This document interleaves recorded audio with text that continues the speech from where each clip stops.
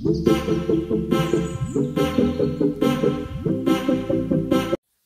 hello, bonjour à tous, bienvenue sur ma chaîne YouTube Scrap de Patty08. Alors on se retrouve aujourd'hui pour non pas un déballage de colis keepers, mais une nouvelle vidéo sur l'embossage à chaud.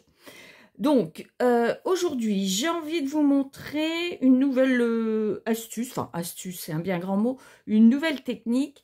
L'idée c'est de, alors attendez, je vous montre, je vais vous le faire en direct, mais c'est de éventuellement vos découpes, de pouvoir les embosser à chaud.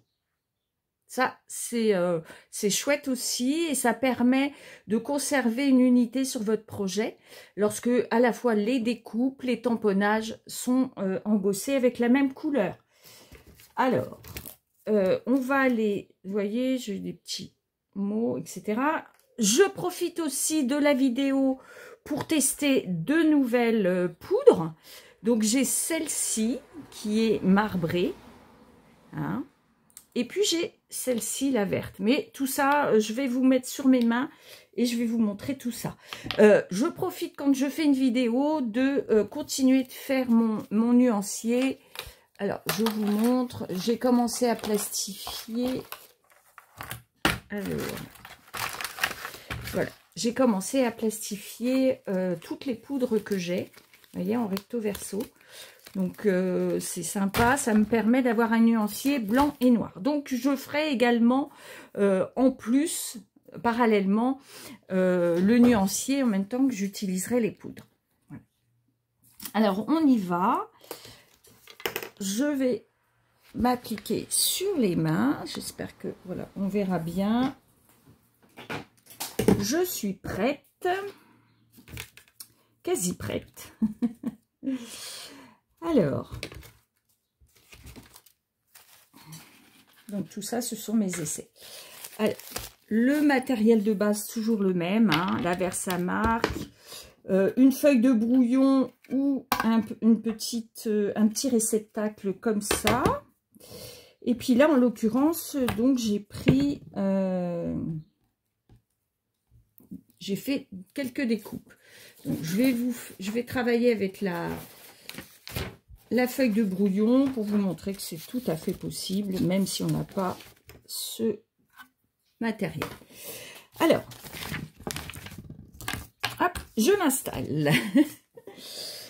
Donc, juste pour info, n'hésitez pas à me réclamer. J'ai un petit PDF qui reprend tous les petites annotations qu'on peut trouver, les petites informations que l'on peut trouver sur les pots WOW. Donc, on a dans la référence quelques indices qui vous permettent d'évaluer ce que ça va donner par la suite. Donc, n'hésitez pas, j'ai ce PDF. Dans tous les cas, vous pouvez également retrouver ces informations sur le site Keepers Créatifs Client, en sachant qu'il est pas facile de commander. Donc, n'hésitez pas à revenir vers moi si vous avez besoin d'infos ou de renseignements. Alors, donc, je vais vous montrer. Alors, en même temps que je vais utiliser la poudre, je ferai mon nuancier comme je vous le disais. Alors, on va déjà utiliser cette première poudre. Hein.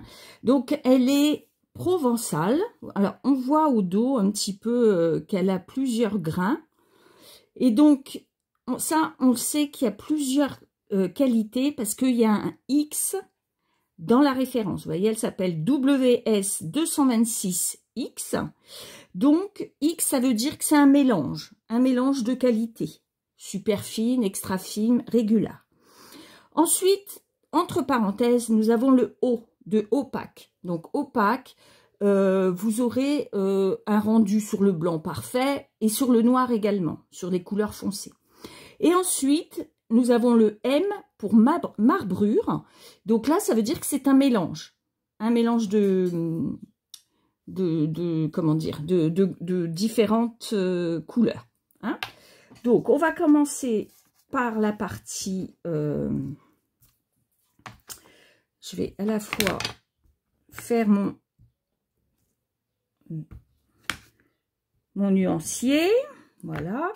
Et je vais également mettre sur... Donc, vous avez plusieurs options.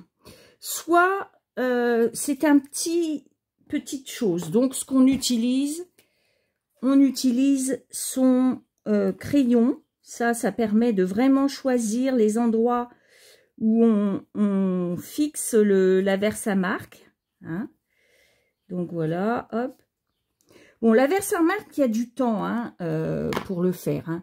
On peut également retourner, le mettre directement sur la plaque et appuyer pour essayer d'imprégner votre nom, votre mot. Hein. Voilà. Et alors, donc là, on y va pour la poudre. Donc, comme c'est un mélange, c'est assez inégal dans le résultat. Parce qu'on peut avoir beaucoup de doré, puis beaucoup de noir, beaucoup de blanc. Ça va vraiment dépendre du mélange. Donc, n'hésitez pas à le secouer une fois que vous en avez un petit peu moins dans la... Donc, vous voyez, là, alors, pardon, on va... Donc, on s'aperçoit qu'il n'y a pas forcément du produit partout. Mais bon, on va l'utiliser tel quel. On avisera pour en rajouter après. Donc, pour tout ce qui est, sinon, classique, hein, carré, on secoue, on tapote. Voilà. Celle-ci, pareil. On secoue, on tapote. Hein. Donc, je vais éloigner ma petite feuille. Je re-remplirai ensuite. Alors, on y va. Donc, j'espère que vous voyez...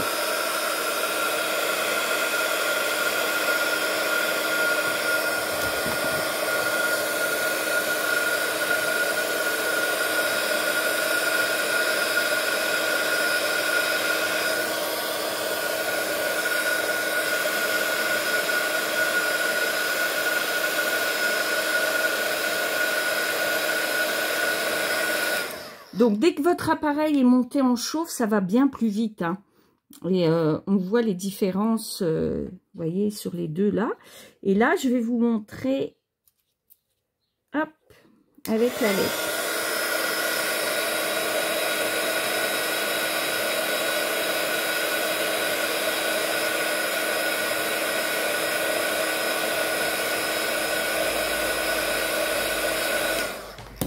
Et là, bon, alors, il y a peut-être un léger contre-jour. J'espère que vous verrez bien le rendu. Ah, je suis sortie du champ.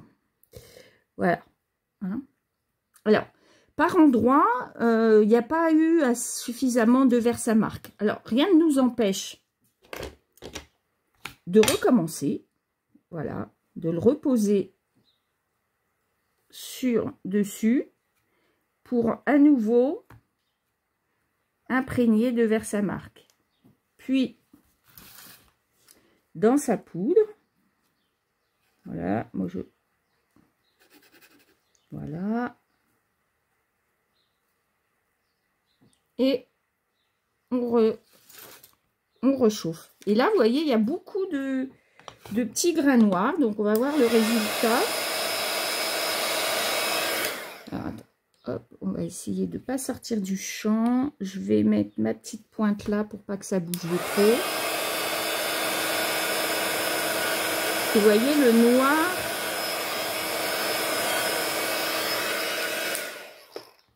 Voilà. Donc, vous voyez, je ne sais pas si vous allez... Il y a du noir, il y a du doré et du blanc. Donc ça, c'est le côté marbrure, mélange de couleurs.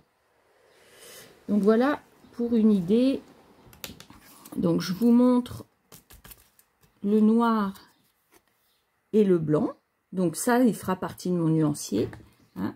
Et voilà pour une étiquette. Pardon, je sors du champ à chaque fois. Voilà pour... alors, est-ce que derrière une feuille blanche, on va voir... Est-ce qu'on voit mieux? Voyez le mot qui a de l'embossage à chaud dessus. Alors, comme d'habitude, donc, si vous avez votre feuille de brouillon, on forme un entonnoir et on récupère ces petites boules. cette petite poudre. Donc, vous voyez, on use très peu de poudre. Hein. Donc, je mélange. Mais vous voyez, le noir, il n'y en avait pas tout le temps. Et le fait de remuer, vous voyez, on en a qui apparaît. Il ne faut pas hésiter à mélanger votre poudre. Hein. Quand c'est écrit marbrure, comme ça, il y a plusieurs couleurs. Donc, ça, c'est pour cette découpe. Alors, j'avais pensé également tenter de faire des couleurs un petit peu différentes. Donc là, on a utilisé la Versamark. Mais si on souhaite, sur une découpe, faire des couleurs différentes, il va falloir mettre la Versamark aux endroits que l'on souhaite. Alors, par exemple, ici, je vais... Alors, j'espère que mon crayon marche encore. Ça, c'est une bonne question. J'ai un petit doute, mais on va voir. Donc, il y a celui-ci, le crayon Versamark. Il y a également celui-ci, qui est pas mal parce qu'en fait, quand on applique, vous voyez, il forme, il laisse une marque bleue. Donc, on sait les endroits où on a fixé de la Versamark. Enfin, en l'occurrence, là, il ne s'appelle pas Versamark. Il s'appelle Zig Emboss. Mais vous voyez, on voit bien les endroits où on en a mis. Donc ça, c'est pas mal. Donc vous voyez, je vais... Alors, de la même manière, je vais profiter de faire mon petit nuancier avec cette couleur parce que je ne l'avais pas encore utilisé non plus. Donc là, ce que je vais utiliser, c'est la Midori Spice. Voilà, donc il y a l'air d'avoir un peu de paillettes. Alors, de la même manière, WS 308, ça c'est classique. R pour régular, donc c'est la qualité, une seule qualité qu'il y a dessus, régular. C'est donc pas super fine, comme on pourrait avoir parfois, ou comme celle d'avant, mixte. Ensuite, on a également opaque, O pour opaque et M pour marbrure. Donc, c'est un mélange. Hein. Donc, on va... Hop, toujours pareil, on se dépêche quand même parce que là, je vais commencer, à force de papoter, je ne vais plus avoir de temps. Donc, on y va. Le vert, ici, ici, généreusement, hein, on n'hésite pas. De toute façon, on récupérera l'ensemble. Donc, on n'hésite pas à mettre du... Et... Ah, ouais, donc, c'est pas... Je suis assez déçue par le stylo, en fait. Oui, effectivement, il y a du bleu, mais j'ai peut-être trop attendu.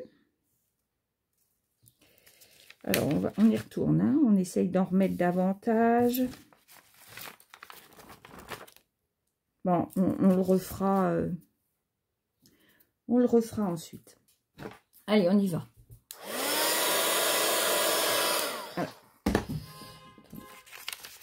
Hop, je pose ça. On va maintenir en place.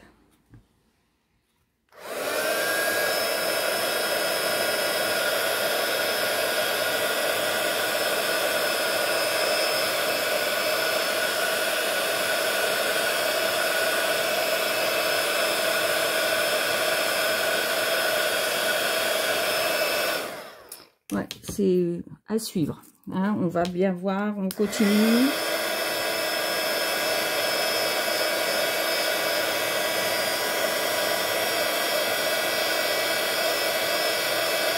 Vous voyez, le résultat est assez rapide. Hein. Lorsque votre embosseur est en chauffe et est monté en chauffe, ça va relativement vite. Hein.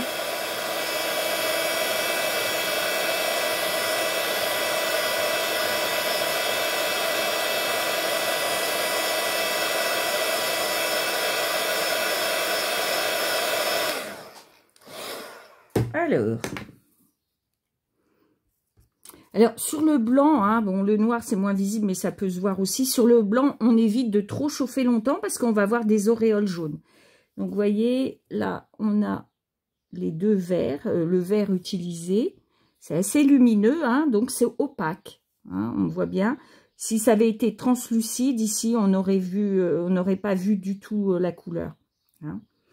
Donc, ce qu'on va faire, c'est qu'on va essayer de rattraper un petit peu ça. Peut-être me dépêcher un peu plus lorsque j'utilise le feutre. Alors, on y retourne. Alors. Tac.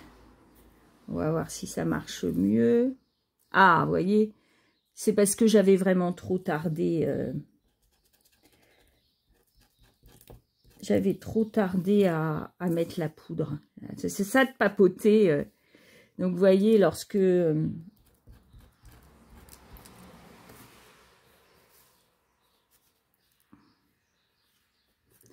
vais juste vous montrer pour celle-là. Je ferai plus tard. Voilà. Hop, on y retourne.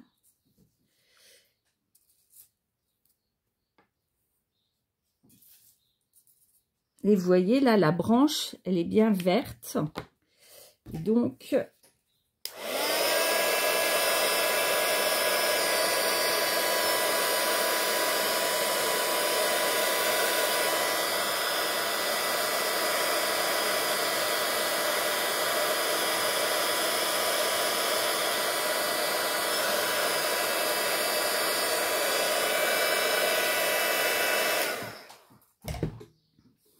Et vous voyez, là, j'espère que le contre-jour, enfin, je verrai au visionnage de la vidéo, il y a quand même a priori du contre-jour. J'espère que vous verrez quand même le rendu. Mais vous voyez, c'est bien empoudré, embossé en vert. Donc, toujours pareil, on récupère le surplus.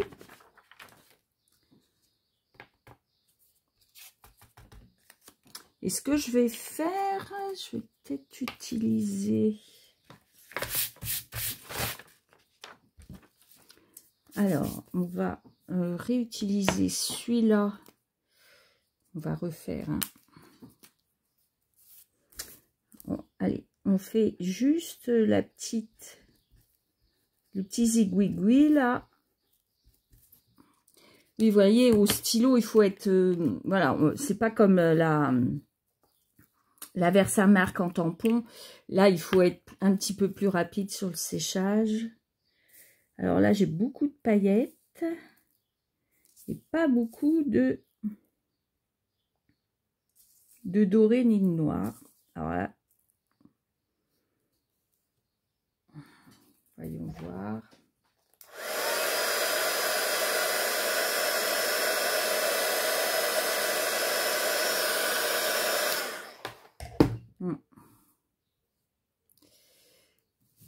Alors,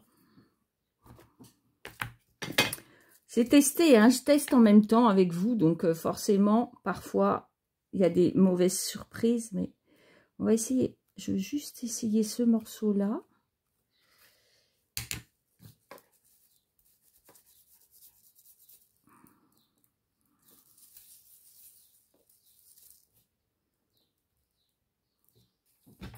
Alors, l'idée, oui, voilà, c'est de éventuellement...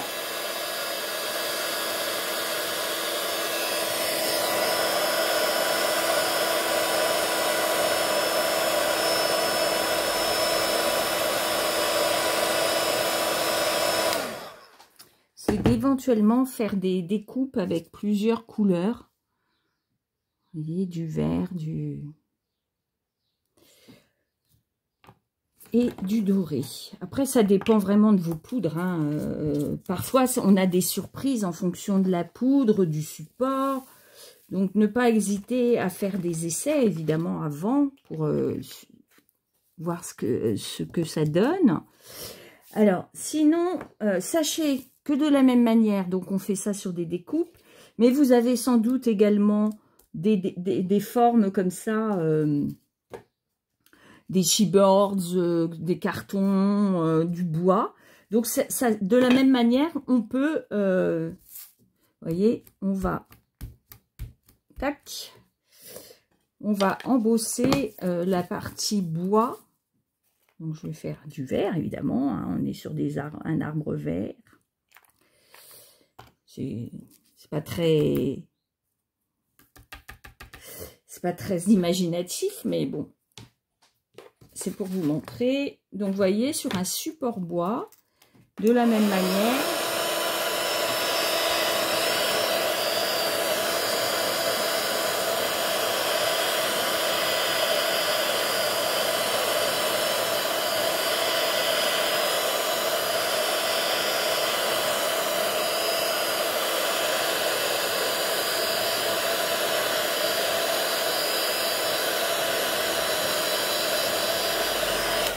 Alors, vous ne le sentez pas, mais ça sent un peu le bois chauffé. Donc, c'est assez intéressant.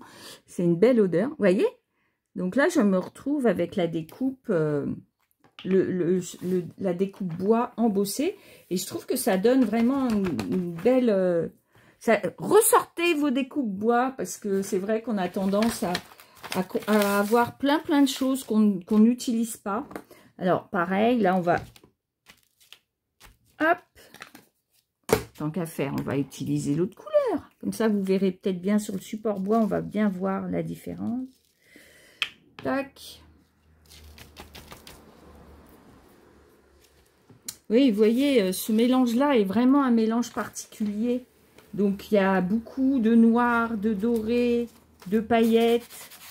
Ce qui fait que on obtient des résultats un petit peu variables. Alors, on y va.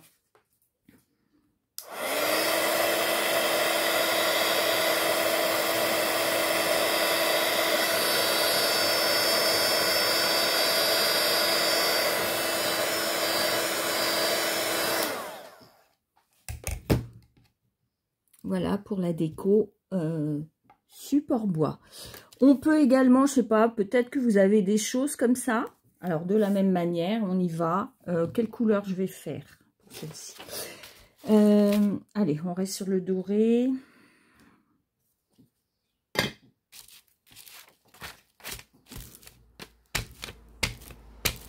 Voilà.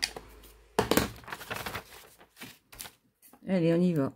Tac, vous voyez, il y a vraiment des choses différentes, comme je vous le disais, sur la... Oh, ça peut être très sympa, là. Vous voyez. Après, c'est en fonction des produits de base, de la découpe, etc. On est plus ou moins satisfait, mais ça, c'est le but, c'est de tester, en fait. Là, hop, tout ne se défait pas.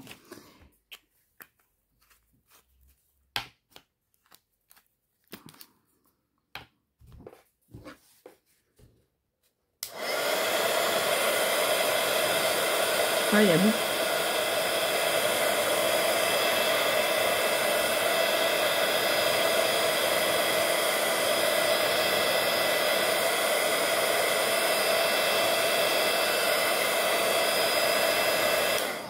Alors, pour info, je le vois là, vous voyez, ça a beaucoup volé autour. Comme c'est un mélange marbrure, il y a dedans, il y a à la fois de la matière qui fond et qui enferme les éléments qui sont volatiles. Donc, idéalement, je pense qu'il faut chauffer par le dessous. Ça évite, vous voyez, moi j'ai chauffé par le dessus. Et certains éléments comme les bouts noirs, vous voyez, qui sont là. Le noir, le blanc, c'est des choses qui ne fondent pas. Donc, ils ont volé avec l'air de l'embosseur. Donc, il faut plutôt chauffer par en dessous pour que la matière qui fond enferme les éléments volatiles. Et puis ensuite, vous pouvez repasser par le dessus. Alors là, je vais essayer un truc. Je vais voir que si, en chauffant, ça suffit à emprisonner certains éléments. On fait un essai. Hein. Voilà, on étale. On va voir si ça fond sans rajouter de Versamark. Hein. Ah, vous voyez, c'est exactement ce qu'il ne fallait pas faire. Je vous montre exactement ce que je ne voulais pas faire. Le faire par le dessus, et vous avez vu, ça a volé. Donc, on va faire autrement. Là, j'ai mis beaucoup de noir. Et on va chauffer par le dessous. Alors, je vais sortir de la... Attendez, je vais remonter ça peut-être un petit peu. Voilà. Je vais chauffer par le dessous.